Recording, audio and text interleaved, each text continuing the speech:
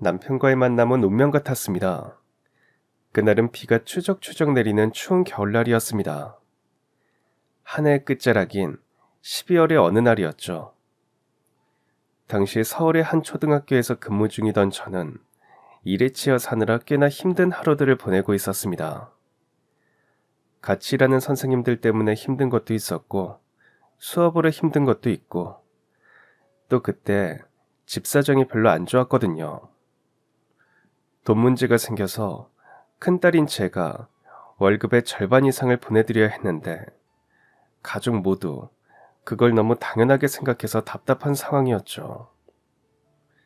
힘든 상황들이 한 번에 겹쳐서 혼자만이 속상해하던 하루하루였습니다. 그때 제가 유일하게 숨 쉴 수 있는 시간은 바로 영화 보는 시간이었습니다. 집에서 혼자 보는 것도 좋지만 그러면 괜히 더 쓸쓸해지더라고요.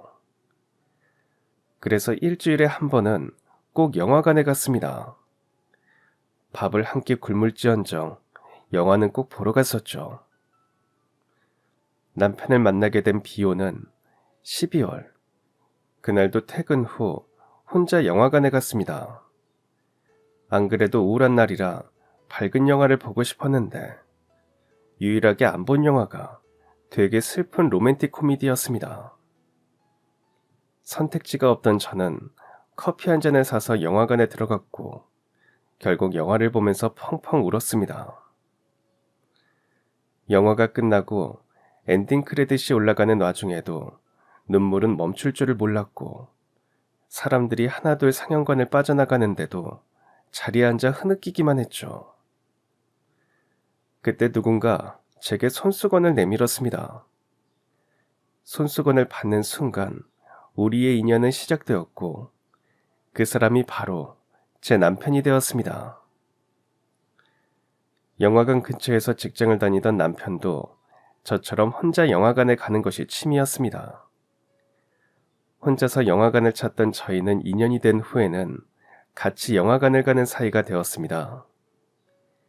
힘든 마음을 달래려고 영화를 봤는데 그 영화들 얘기를 하며 남편하고 금방 가까워질 수 있었습니다. 얘기를 잘 하기도 했지만 그만큼 잘 들어주기도 했던 남편과의 대화는 언제나 즐거웠죠. 이렇게 편할 수가 있나 싶게 제 고민을 털어놓을 수도 있었고요. 그리고 참 신기하게도 남편하고 만나고 복잡했던 제 상황이 하나씩 잘 풀려나갔습니다. 집에 있던 돈 문제도 잘 해결이 되었고 학교에서 힘들었던 것들도 점차 나아졌죠. 벼랑 끝에 아슬아슬하게 서 있는 듯한 제게 남편이 참 행운 같은 존재였습니다. 그만큼 남편에 대한 애정이 깊어졌고 결혼까지 약속하게 되었습니다. 서로에게 확신을 갖고 곧바로 부모님께 인사를 드렸는데 시부모님 또한 정말 좋은 분들이셨습니다. 아이고, 우리 아들한테 얘기 많이 들었어요. 어쩜 이렇게 예쁠까? 참 예쁘다 예뻐. 아들만 둘을 키우셔서 그런가 집안에 들어온 첫 며느리인 제가 예뻐 보이셨나 봅니다. 따뜻한 말과 행동으로 제게 큰 애정을 보내주셨습니다. 저희 부모님이 참 무뚝뚝하시거든요. 특히 3남매 중 유일한 딸이자 장녀인 제겐 더욱 매정하신 분들입니다. 딸이라면 당연히 아들을 위해 희생해야 한다. 장녀는 모든 걸 감수해야 한다. 그렇게 생각하시는 분들이었죠. 그래서 그런지 시부모님의 애정이 더욱 감사했습니다. 남편복도 모자라서 시댁복까지 받았구나 생각했습니다. 양가 어른들께 인사드리고 천천히 식장을 알아봤는데 결혼식 올리는 게 쉬운 게 아니더라고요. 위치, 가격, 음식 같은 모든 것을 고려해서 고른 식장은 이미 1년치 예약이 거의 다 차 있는 상태였습니다. 하는 수 없이 1년 반 정도 뒤에 식장을 예약하고 조금 천천히 결혼 준비를 하기로 했습니다. 오히려 널널하게 준비할 수 있어서 마음도 편하고 더 꼼꼼하게 할 수 있어 좋더라고요. 우리 집은 좀 일찍 알아보는 게 어때? 오빠도 그렇고 나도 그렇고 지금 집 계약 얼마 안 남았잖아. 어릴 때부터 자취를 오래 해서 그런가 집은 까다롭게 고르고 싶었습니다. 공부할 때 고시원에서도 살아보고 친구랑 원룸에서도 살아보고 혼자 엘리베이터 없는 원룸 5층도 살아보다 보니까 집이 참 소중하고 중요하다고 생각이 되더라고요. 남편도 서울에 있는 대학에 다니게 되면서부터 자취를 해서 신혼집에 대한 로망이 있었습니다. 그래서 저희는 식장 알아보고 바로 집부터 찾아보기 시작했죠. 주말마다 열심히 집을 보러 다니는데 예상했던 것보다 서울 집값이 많이 비싸더라고요.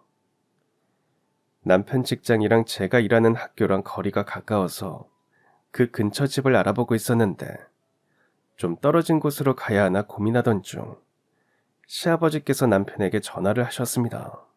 전화를 받던 남편의 표정이 점점 안 좋아졌습니다. 한참 동안 심각하게 전화를 하던 남편은 전화를 끊고 조심스럽게 입을 열었습니다. 어머니가 당뇨 때문에 신장에도 문제가 생기셨나 봐.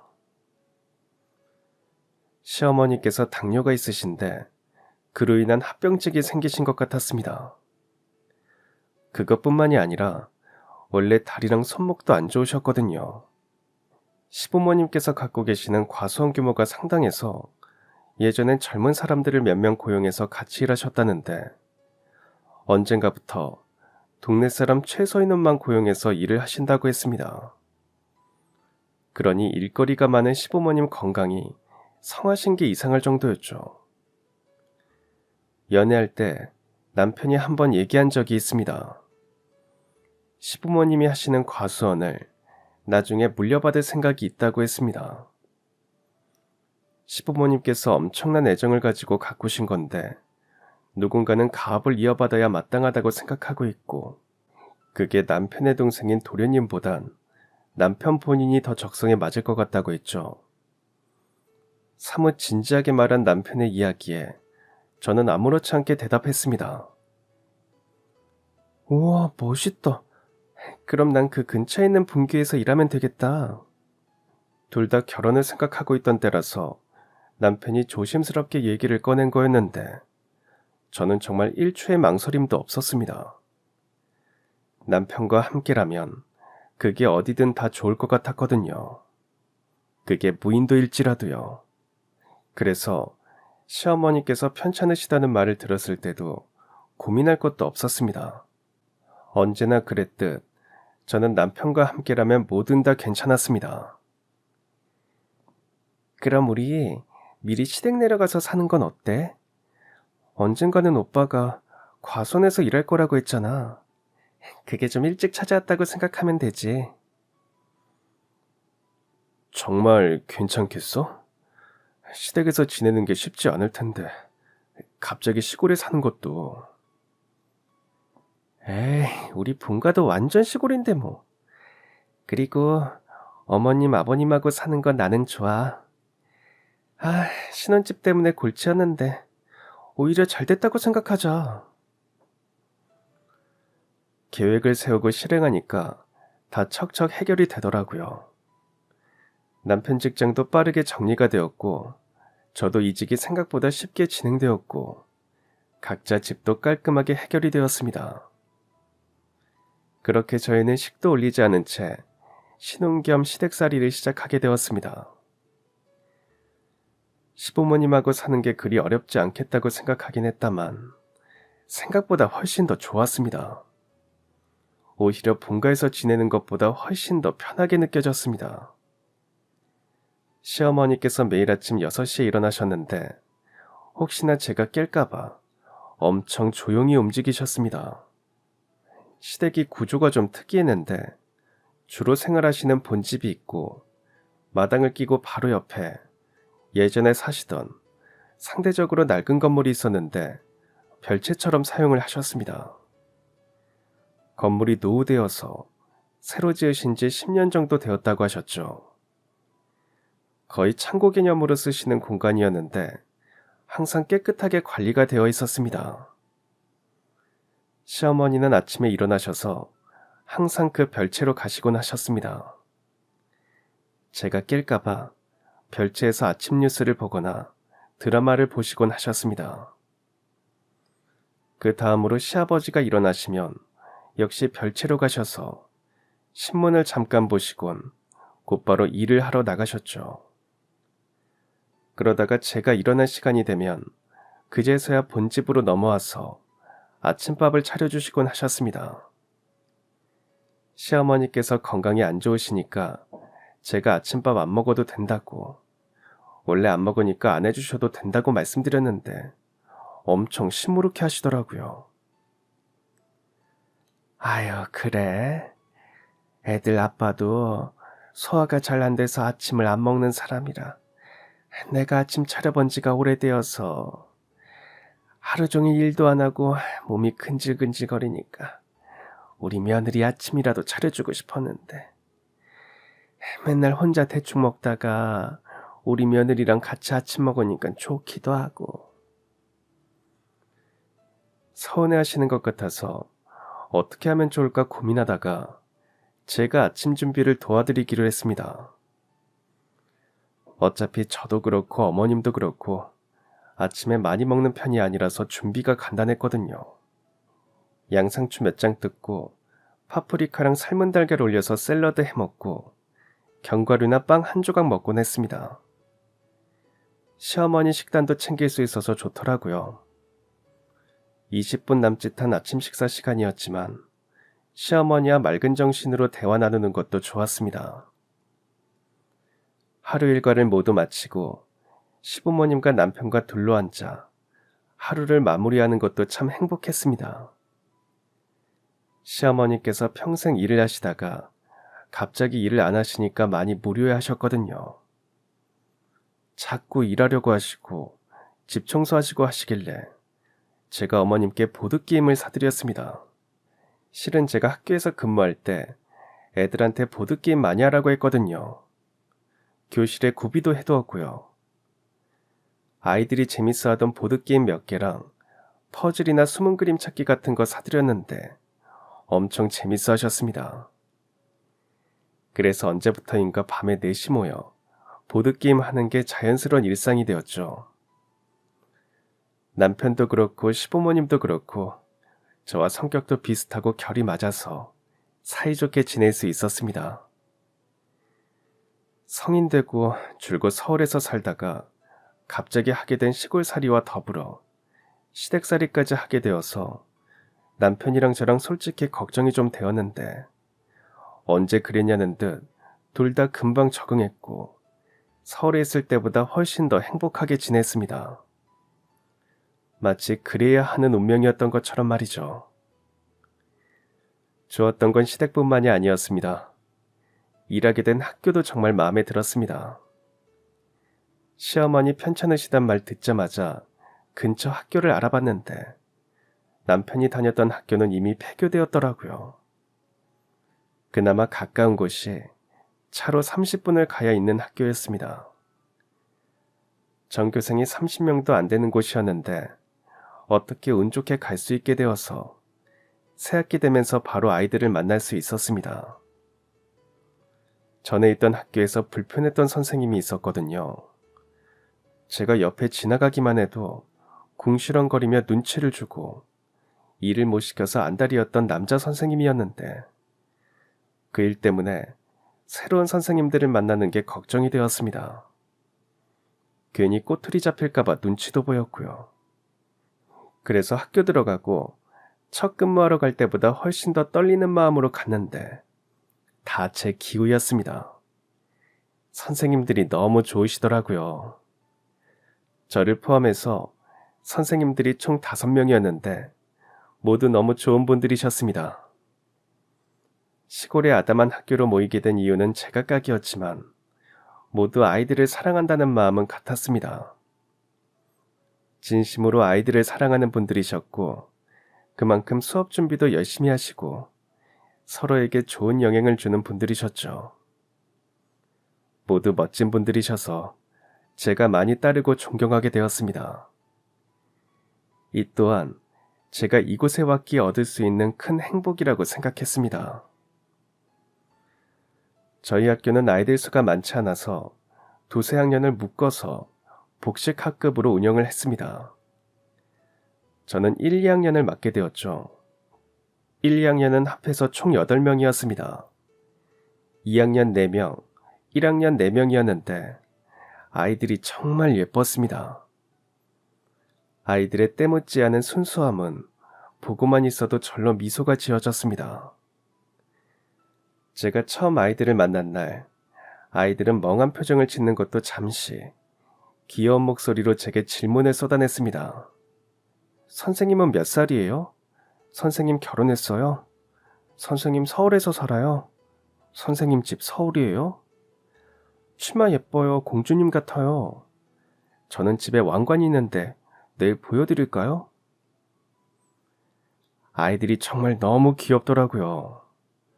아이들이 소수라서 한 명 한 명 더 자세히 들여다볼 수 있고 더 꼼꼼하게 신경 써줄 수 있는 게 참 좋았습니다. 그리고 요즘엔 분교라고 해서 배울 거 못 배우고 노후되고 그렇지 않거든요. 오히려 자치구에서 지원해주는 것도 많고 타 학교랑 연계 수업도 많이 하고 있습니다. 온라인 수업도 잘 되어 있어서 배움의 폭도 넓은 편이고요.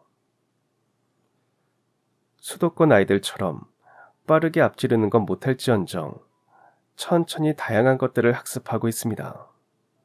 저도 다양한 수업 계획하니까 재미도 있고 사명감도 생겨서 만족도 높게 일하고 있고 말이죠. 교사도 아이들도 배울 점이 참 많은 매력 있는 곳이라고 생각합니다. 전교생 수도 적고 다 인근 동네 아이들이라 연령 상관없이 친하고 어울릴 수 있다는 것도 장점이었습니다. 누구 하나 안 예쁜 애들 없이 참 소중한 아이들이었습니다. 이토록 맑고 예쁜 아이들 중에서도 특히 제가 마음을 많이 준 아이가 있었습니다. 1학년 중 유일한 남자아이였는데 이름을 승민이라고 하겠습니다.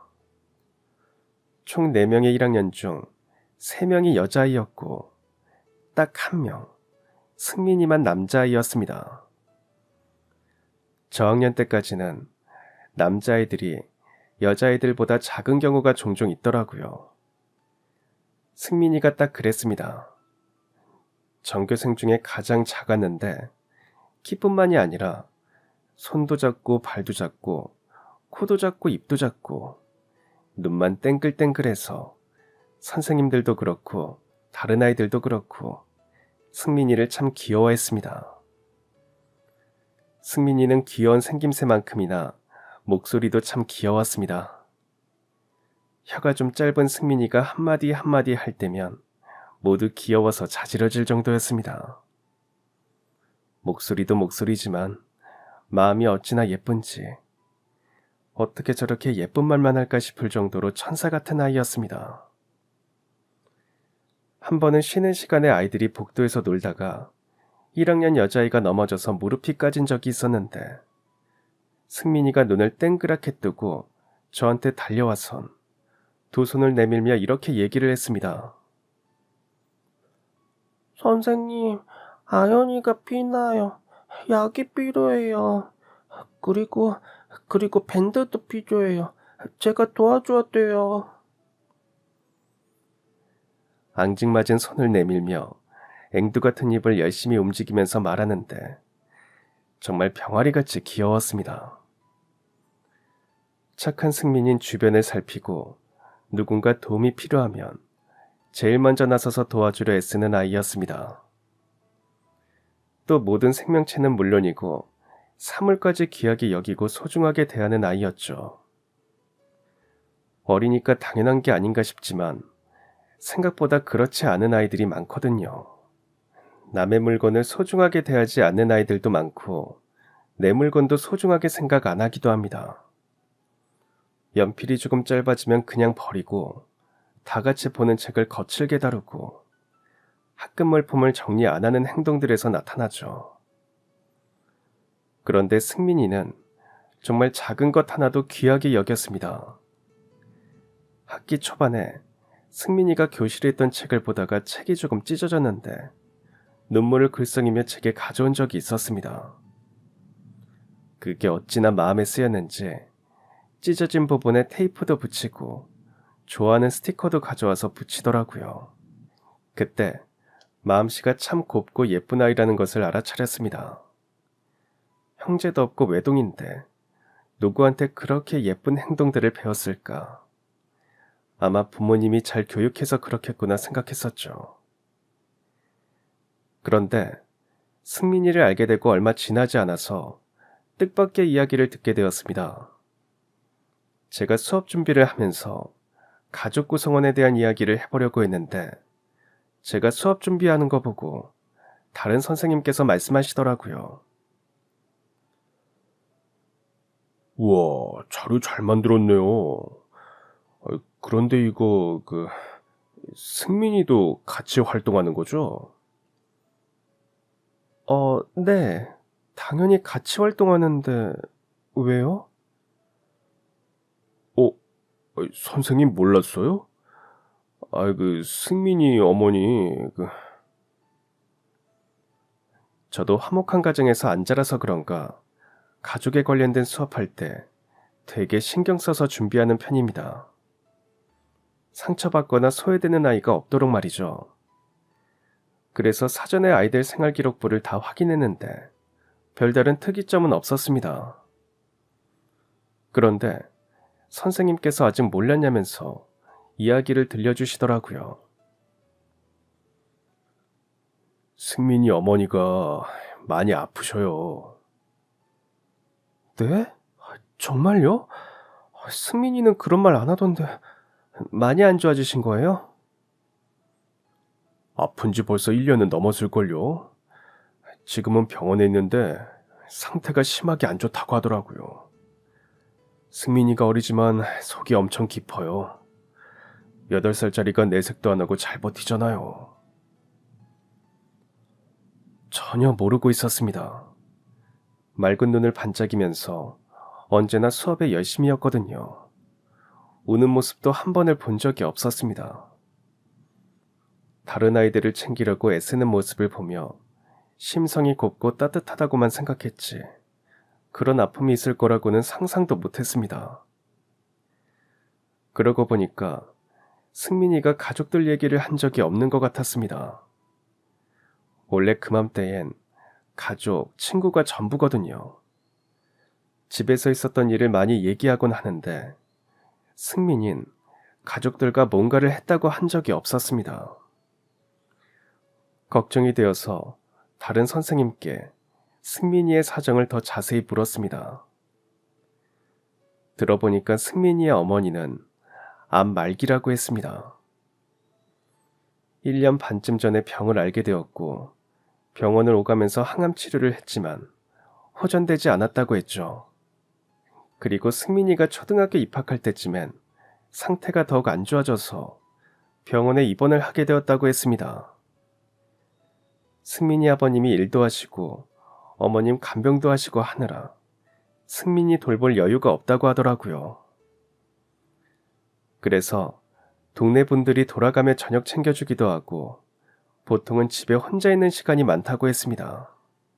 어쩐지 학교할 때 승민이랑 같은 동네 사는 고학년 형들이 승민이 챙겨서 같이 가더라고요. 그냥 귀여워서 그런가 보다 했는데 집에 혼자 가야 하고 혼자 있어야 하니까 챙겨준 거였습니다. 모든 아이들이 다 그렇겠지만 특히나 초등학교 막 입학할 땐 부모님이 더 많이 챙겨줘야 하거든요. 아이도 새로운 환경에 적응을 해야 하니까요. 부모님에게 많이 의지를 하게 되죠.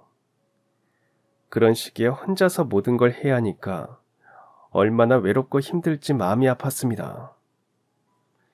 힘든 티를 하나도 안 내는 승민이가 대견하기도 했고요. 다음날 물어보니까 승민이는 아침에 옷도 혼자 꺼내서 입고 밤에 혼자 목욕도 하고 다 혼자 스스로 한다고 하더라고요. 마냥 아기 같은 줄 알았는데 알고 보니 제일 성숙한 아이였습니다. 걱정도 되었지만 대견한 마음도 있었습니다.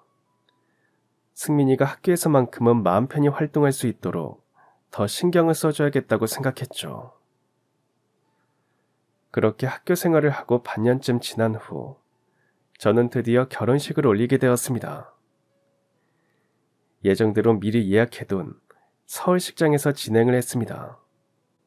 대학교 이전 직장 지인들이 다 서울에 있기도 해서 시댁이랑 친정 쪽엔 버스 대절을 했었죠. 그때 제가 근무 중인 초등분교 아이들도 결혼식에 왔습니다. 제가 초대했거든요. 와서 맛있는 밥 먹고 가라고요. 예쁜 꽃가옷 챙겨 입고 환하게 웃으면서 박수 쳐주는 모습이 너무 귀여워서 입장할 때 아이들 덕에 긴장이 안 되었습니다. 결혼식까지 보여주니까 어쩐지 아이들과 더 가까워진 기분도 들었죠. 식 올리고 또 한 학기를 즐겁게 보낸 후에 신혼여행을 가게 되었습니다. 남편도 바빴고 저도 날짜가 애매해서 학교 방학에 맞춰 일정을 잡아서 마음 편하게 푹 쉬다 왔습니다.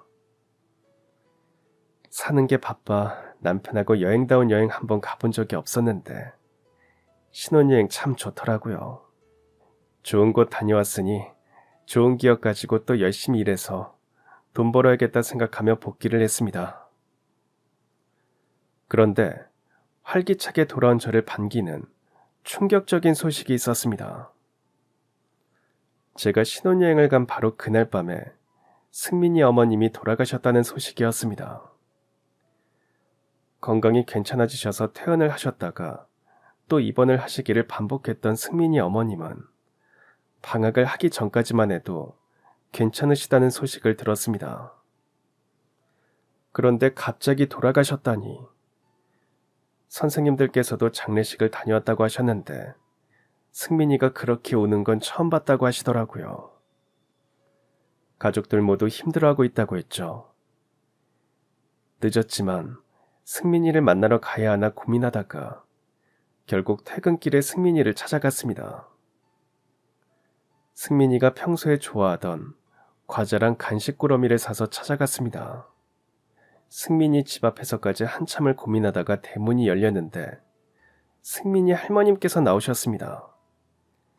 가끔 승민이를 봐주시려고 집에 오신다고 들었거든요.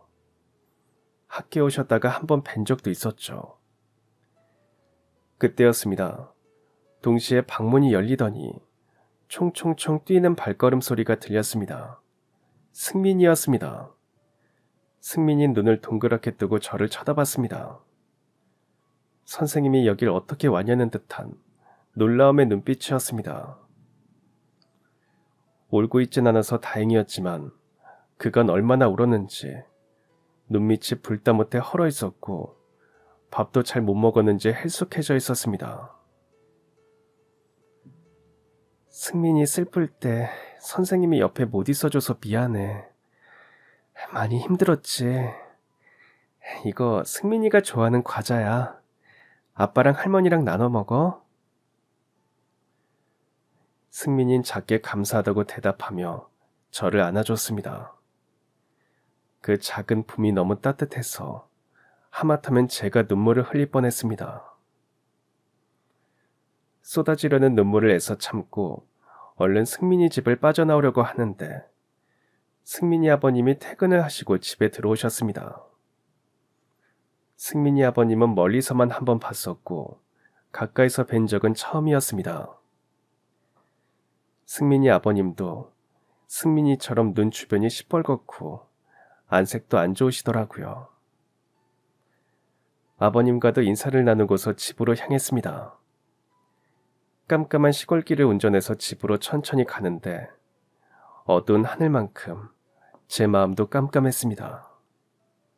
저 어린아이가 이별을 어떻게 감당할 수 있을지, 가족들 중 크게 아픈 사람 없는 게 얼마나 축복인 건지 또 한 번 깨달으며 하루를 마무리했습니다. 얼마 뒤 계약을 하게 되었고 저는 다시 승민이를 만났습니다. 다행히도 승민이는 전보단 컨디션이 좋아 보였습니다. 친구들과도 잘 지내고 수업도 집중해서 잘하고 웃을 때도 있었죠. 그런데 그렇게 잘 지내다가도 한 번씩 멍한 표정을 짓곤 했습니다. 무언가 골똘히 생각하는 것 같기도 했고 심각하게 집중하는 것 같기도 했죠. 승민아, 무슨 생각해? 무슨 고민이 있어? 선생님, 우리 아빠가 맨날 울어요. 제가 노래도 불러드리고, 책도 읽어드리고, 게임도 알려드렸는데도 밤만 되면 울어요. 승민이 아빠 걱정을 하고 있었습니다. 자신이 뭔가 도움이 되고 싶은데 그러지 못하는 상황에 답답함을 느끼는 듯 했습니다. 하지만 뭔가 뾰족한 수가 있진 않았죠. 승민이의 아빠 걱정은 계속되었습니다. 승민이 아버님은 매일 어머님 사진을 보며 우신다고 했습니다. 어머님 사진을 빤히 보기도 하고 품에 안아보기도 하고 조심스럽게 쓸어내리기도 한다고 했죠. 또 밥도 잘 안 드신다고 하더라고요.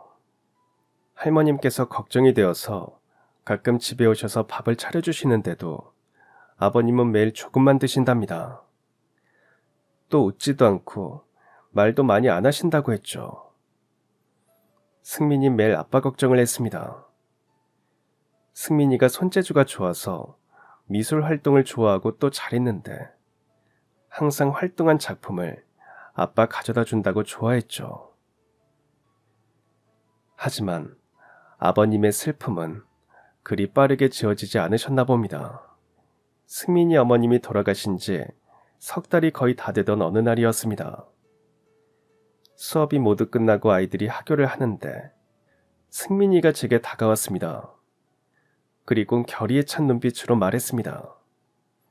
선생님, 저희 아빠랑 데이트 한 번만 해줄 수 있으세요?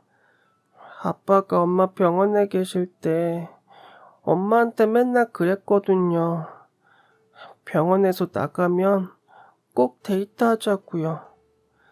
그래서 얼른 나와서 데이트하자고 했어요.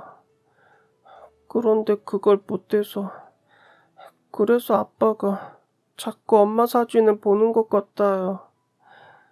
아빠가 데이트하면 기분이 좋아질 것 같아서 착한 선생님이랑 데이트하면 좋을 것 같은데.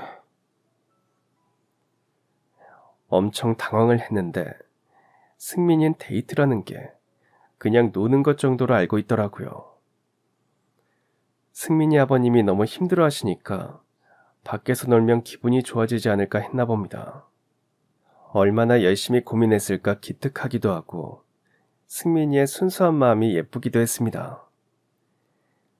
일단은 선생님이 시간이 언제 되나 확인해 본다고 하고 승민이를 집에 보냈습니다. 그리고 그날 퇴근해서 남편한테 이 사실을 알렸죠.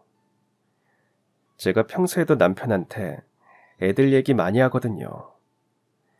남편도 워낙 아이를 좋아하는 사람이라 학교 얘기해주면 재밌어 합니다. 아이들 이름도 다 외우고 있고요. 특히 승민이 얘긴 하도 많이 해서 잘 알고 있었습니다.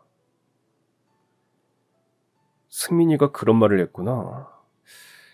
그럼 나도 같이 가볼까? 아무래도 내가 남자니까 대화하기 편할 수도 있잖아. 같은 유부남이고 하니까. 승민이한텐 아빠한테 데이트라고 하면 놀라실 수 있으니까 가정방문을 한다고 전하라고 했습니다. 승민이는 벌써부터 기대가 되는지 눈을 반짝이며 알겠다고 했죠. 그리고 그 주 주말 남편과 함께 승민이네를 찾았습니다. 이번엔 승민이가 대문을 열어주었습니다. 총총총 뛰는 승민이를 따라 집 안으로 들어갔습니다. 따뜻한 집 여기저기엔 행복한 가정 환경이 드러났습니다. 세 식구가 함께 찍은 사진, 승민이가 그린 그림, 승민이 아기 때 사진 등 부모님이 얼마나 승민이를 사랑하는지 알 수 있었습니다. 승민이 아버님은 허둥지둥 주방을 정리하며 커피를 들고 나왔습니다. 오셨어요, 선생님. 제가 커피를 좀 타왔는데 주방에 오랜만에 들어가서 주전자를 찾느라 늦었네요. 이쪽은 누구신지? 아, 제 남편이에요. 아버님 얘기 들어드리는데 도움이 될까 해서 같이 왔어요. 승민이 아버님은 제 남편에게도 정중히 인사를 하곤 커피를 상에 내려놓으며 앉았습니다. 요즘에도 가정 방문을 하는 줄은 몰랐네요. 오시기 힘들지 않으셨어요? 대화를 시작하려고 하는데 남편이 앉지 않고 서 있더라고요. 저랑 승민이 아버님은 진작에 앉았는데 말이죠. 왜 이러나 싶어서 올려다봤는데 남편 표정이 이상했습니다. 굉장히 어둡고 뭘 잘못 보기라도 한 것처럼 믿을 수 없다는 표정을 짓고 있었죠. 제가 불러도 남편은 꿈쩍도 하지 않았습니다.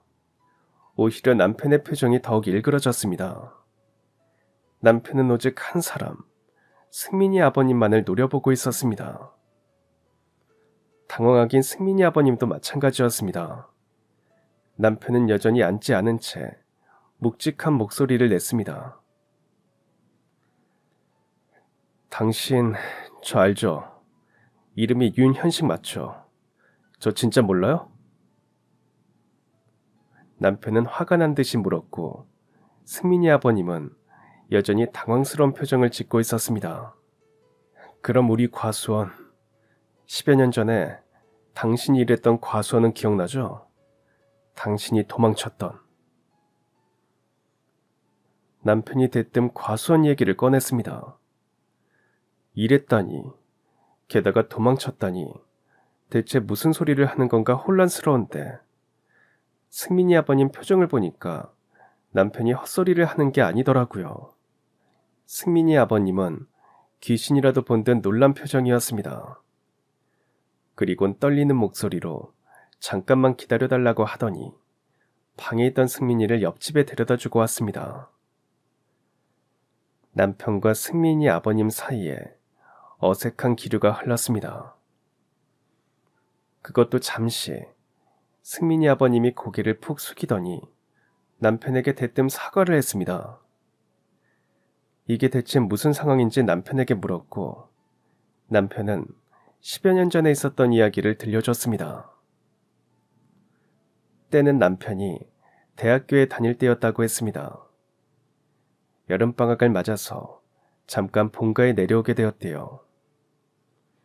아르바이트 때문에 오래 있지 못했고 일주일 정도만 본가에 있었다고 했습니다. 일주일 동안 과수원 일도 도와드리고 집 정리를 도와드려야겠다고 생각했답니다.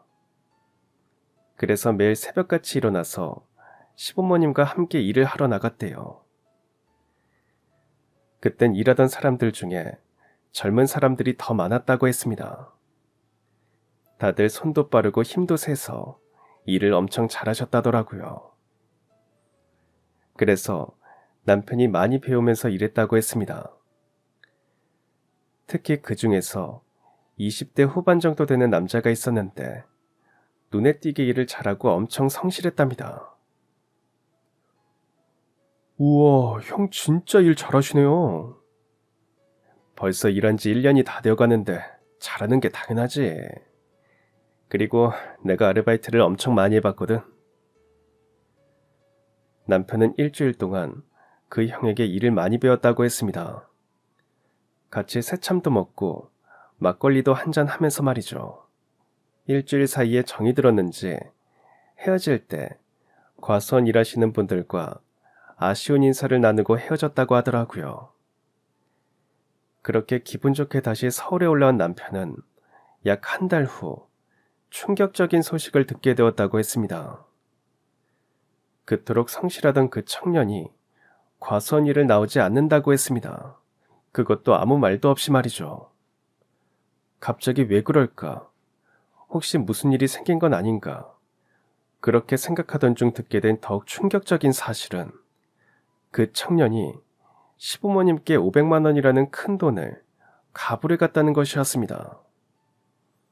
그때 최저시급이 4천 원 정도 할 때였으니까 그때 500만 원이면 지금으로 치면 거의 1,000만 원 돈 하는 거였죠. 시부모님께선 청년이 하도 성실하고 일도 잘하니까 믿고 가부를 해준 거였습니다. 그런데 갑을 받자마자 일을 안 나오기 시작했고 처음엔 시부모님께서도 청년을 걱정하셨답니다. 무슨 일이 생겼나 싶어서요. 그런데 하루가 지나고 이틀이 지났고 청년은 모습을 드러내지 않았습니다. 1년을 같이 일했는데 아는 거라곤 이름과 나이, 전화번호 정도였답니다. 그땐 뭐 계약서 같은 거 쓰지도 않던 시절이었으니까요. 시부모님은 수소문을 해서 찾으려고 했지만 같은 동네 살던 청년이 아니라서 찾을 수가 없었다더라고요. 아버지, 그럼 경찰에 신고를 하세요. 아유, 됐다. 신고는 무슨. 인생 경험했다 생각하련다. 뭔 사정이 있었겠지. 넌 신경 쓰지 말고 공부해라. 결국 청년의 행방은 찾을 수 없었고 이 일을 계기로 시부모님께서는 잘 모르는 젊은 사람들을 고용하지 않게 되었다고 하셨습니다. 남편한테 티는 안 내셨지만 시부모님께서도 상처를 받으신 것 같다고 했습니다. 그런데 그 청년이 바로 승민이 아버님이라는 겁니다. 동네에서 수소문해서 찾을 수 없던 승민이 아버님은 옆옆 마을에 살고 있었죠. 선하게만 보였던 승민이 아버님이 그런 행동을 하셨다니 저도 적잖이 놀랐습니다. 승민이 아버님은 고개를 푹 숙이고 말했습니다. 정말 죄송합니다. 변명의 여지가 없습니다. 모두 제 잘못이에요.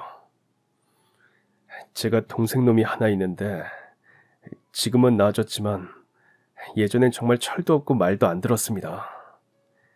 그때 동생이 사고를 쳐서 돈이 필요해서 그만. 죄송합니다. 갑을 받은 돈으로 사고 친 거 수습을 했으면 돌아왔어야죠. 왜 안 왔는데요? 돈이 부족해서 곧장 다른 곳에서 일을 했습니다.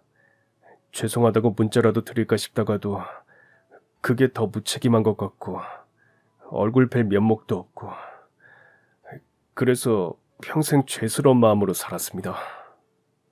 나중에 남편이 저한테만 얘기해줬는데 그 청년한테 갑을 해줬던 그 돈이 사실은 시부모님께서 여행 가려고 모으신 돈이었다더라고요.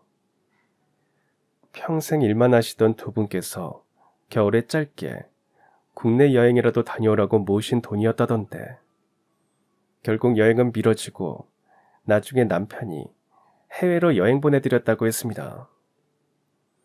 승민이 아버님은 정말 죄송하다고 하면서 다음날 저희 집에 찾아왔습니다. 그리고 시부모님께 무릎을 꿇고 사과를 했습니다. 정말 죄송합니다, 사장님. 제가 철이 없었습니다. 그러면 안 되었던 건데 저 믿어주셨던 마음 저버려서 정말 죄송합니다. 그 돈은 제가 꼭 갚겠습니다. 벌써 세월이 많이 흘렀으니까 두 배로 해서 갚겠습니다. 아유, 됐네 이 사람아. 다 지난 옛날 일에. 듣지 않니 사는 것도 팍팍한 것 같은데 돈은 됐네. 반성하면 됐어. 그러자 옆에서 듣고 있던 남편이 단호하게 말했습니다. 아니요, 갚아야죠. 잘못된 건 바로 잡아야죠. 자, 이거 제 계좌번호예요. 2배까진 바라지도 않아요. 500만 원 원금만 갚으세요. 네, 알겠습니다. 꼭 갚겠습니다. 승민이 아버님은 저희 시부모님께 사과를 거듭하다가 돌아갔습니다. 그리고 그 다음 날부터 승민이 아버님은 정말 남편에게 돈을 보내기 시작했습니다. 첫 달은 30만 원, 두 번째 달은 50만 원. 보내는 금액은 달랐지만 매달 1일이 되면 잊지 않고 돈을 보냈습니다. 중간에서 바라보는 제 입장은 참 마음이 묘하더라고요. 분명 승민이 아버님이 잘못했으니까 돌려줘야 하는 돈이 맞지만 승민이 집 사정을 알고 있으니까 너무 무리하진 않을까 걱정도 되었고요. 그래도 제가 끼어들 문제는 아닌 것 같아서 그저 지켜보기만 했습니다. 그리고 그렇게 1년이 흘렀습니다. 이제 끝났네. 아버지, 돈 전부 다 받았어요. 은행 다녀올게요. 제가 그때 임신으로 일을 쉬던 중이라 할 것도 없어서 남편을 따라서 은행에 갔습니다. 시부모님께서 현금 쓰실 곳이 있다고 하셔서 은행에서 돈을 인출해서 드리기로 했죠. 그런데 은행에 도착한 남편이 출금을 500만 원이 아닌 1000만 원이나 하더라고요. 어디에 쓸 돈이냐고 물어보니까 곧 알게 될 거라고 했습니다. 그 통장은 남편이 결혼 전부터 갖고 있던 통장이었는데 비상금 같은 거 넣어두는 통장이라 저는 관여하지 않았습니다. 시부모님께 드리려고 하나 생각했죠. 은행에서 나온 저희는 집으로 향했고 남편은 제 예상과 다르게 500만 원만 시부모님께 드렸습니다. 그리고 향한 곳은 다름 아닌 승민이네 집이었습니다. 여긴 왜 왔어? 돈 다 갚았으니까 이제 올 일 없는 거 아니야? 내가 잠깐 얘기 좀 하자고 했어. 승민이는 학교에서의 시간이었고 마침 승민이 아버님은 쉬는 날이라고 하시더라고요. 저희 세 사람은 1년 전처럼 어색하게 마주 앉았습니다. 남편이 대체 무슨 말을 하려고 그러나 어리둥절한 건 승민이 아버님도 마찬가지였죠. 남편은 품에서 돈 봉투를 꺼냈습니다. 시부모님께 500만 원을 드리고 남은 500만 원이 들어있는 돈 봉투였습니다.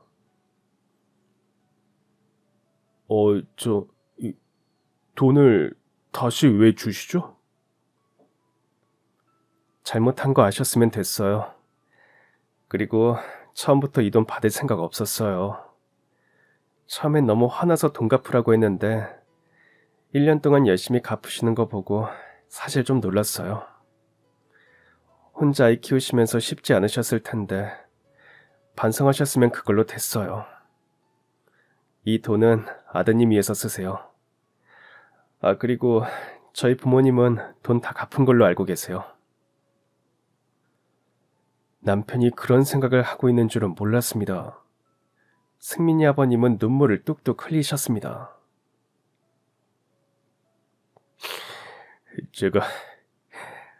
제가 아내 떠나고 나서 그런 생각이 들었습니다. 제가 죄를 짓고 살아서 아내가 그렇게 되었나 생각했어요. 길에 쓰레기 버리지 말걸, 무단횡단 하지 말걸, 좀 더 친절하게 말할걸, 도움 필요한 사람들 도울걸, 그때 사장님께 갑을 받고 도망치지 말걸. 정말 후회스러웠습니다. 지금도 그렇고요. 죄를 지어서 내 인생이 이렇게 살게 되는 건가 후회했습니다.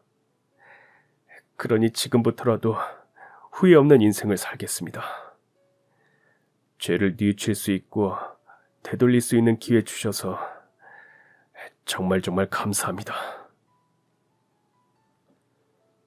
진심 가득한 그 회고를 들으니 저도 덩달아 눈시울이 붉어졌습니다. 앞으로 승민이와 좋은 추억들만 만드시기를 바랬고 분명 그럴 거라 믿어 의심치 않았습니다. 과거엔 어땠을지언정 제가 본 승민이 아버님은 승민이를 참 많이 사랑하시는 아주 든든한 부모였으니까요. 집으로 돌아가는 길 남편에게 물었습니다. 어떻게 그런 생각을 했어? 당신이 돈 돌려줄 생각하고 있는 건 전혀 몰랐네. 나도 처음엔 그냥 돈 다 받으려고 했어. 그런데 나도 이제 곧 누군가의 아빠가 되잖아. 내 자식이 생긴다고 생각하니까 세상을 보는 눈이 달라지더라고. 그러면서 저번 입장도 조금은 이해가 되는 거야. 진심으로 반성하고 있다는 것도 느껴지고. 또 아내 없이 홀로 아이를 키우는 게 쉽지 않은 일이니까. 그래서 용서받을 수 있는 기회를 주고 싶었어. 연애했을 때도 어른스러운 남편의 모습이 참 멋졌는데 어떻게 결혼하고 나니까 더 어른스럽고 더 성숙해질 수 있는 걸까요? 그런 남편에게 또 한 번 반했고 더욱 남편을 존경하게 되었습니다. 그 후 우린 다시 아무 일도 없다는 듯이 지냈습니다. 남편은 과수원에 젊은 사람들을 고용하기도 했습니다. 시부모님께서도 전보단 유연한 시선으로 바라봐 주셨죠. 초반엔 좀 걱정을 했는데 성실하고 적극적인 분들이 함께 일해 주셔서 좋은 인연이 될 수 있었습니다. 사건이 마무리되고 얼마 후에 저희 아이가 태어났습니다. 제가 그래도 수백 명의 아이들을 만났던 교사인데 육아를 잘할 줄 알았거든요. 그런데 내 자식 키우는 건 또 다르더라고요. 기저귀 가는 것부터 재우는 것까지 뭐 하나 쉬운 게 없어서 남편이랑 쩔쩔맸지만 그만큼 아이가 주는 행복은 참 큰 것 같습니다. 그동안 제가 만난 학부모님들 마음이 이랬을까 싶으면서 조금 공감이 되었죠. 아이를 낳은 뒤 학교에 복직을 하니 아이들을 보는 제 마음이 조금 달라졌습니다. 원래도 예쁘고 소중했지만 더 귀하고 더 예쁘고 더 소중하더라고요. 우리 아이는 언제 이만큼 크나 싶기도 하고 이렇게 순수하고 밝게 자라주면 참 좋겠다는 생각도 하게 되었습니다. 아, 승민이도 여전히 잘 지내고 있습니다. 전교생 중 제일 작았던 승민이는 아버님이 엄청 잘 먹였는지 키도 많이 크고 엄청 통통해졌습니다. 그런 모습 또한 너무 사랑스럽고 귀엽네요. 저는 지금도 분교에서 아이들을 만나며 가치 있는 하루하루를 보내고 있습니다. 학교는 교사가 아이들을 가르치는 곳이라고 생각했는데 요즘엔 제가 아이들한테 배우는 게 훨씬 더 많은 것 같습니다. 이토록 선한 영향을 주는 아이들을 위해 더 열심히 해야겠다는 생각도 들고 이 예쁜 아이들의 찬란한 미래가 정말 기대됩니다. 아이들이 학교를 다니는 동안 제가 많은 것을 도와줄 수 있으면 좋겠습니다. 또 아이들이 나중에 학창시절을 돌이켜봤을 때 기억에 남는 선생님이 된다면 더욱 행복할 것 같습니다. 아이들과 또 어떤 내일을 보내게 될지 기대되네요. 이상 작은 분교에서 일하고 있는 제 사연을 마무리하겠습니다. 그럼 지금까지 사연 들어주셔서 감사합니다. 사연이 재밌으셨다면 구독과 좋아요 부탁드려요. 감사합니다. 안녕히 계세요.